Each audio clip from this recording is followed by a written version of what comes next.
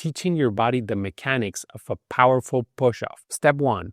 Achieve horizontality. Use your hands to push water up and push your chest down to the level of your hips and feet. Keep your legs steady by pressing your body into the wall.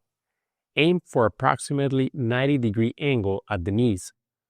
Feet shoulder width apart, heels slightly away from the wall. Practice this position for at least 10 minutes, holding each position for a minimum of 3 seconds. Repeat this at least 20 times. Step 2.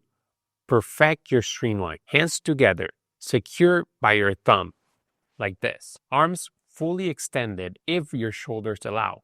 Head tucked between your biceps. Tight core stabilizing your hips.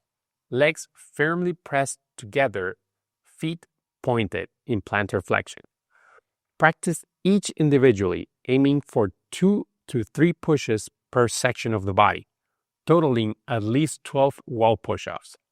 Step 3. Develop explosiveness. Push your legs out as fast and powerfully as possible, visualizing moving so quickly you're setting the water on fire with the friction. Do at least 12 explosive push-ups or continue until you start feeling fatigued. Initially, performing a powerful push-up every time may feel exhausting, but it gets easier with consistent practice. Why mastering push-up matters. For pool swimmers, your maximum speed always comes off from your push. Maintain this momentum throughout your swim by mastering dolphin kicks and turns, which we'll later see in future episodes. For open water swimmers, a good streamline technique is valuable for efficiency, riding waves, and improving overall performance. If you want the free PDF workout to perfect your push-off technique, click here. See you there. Swim fast.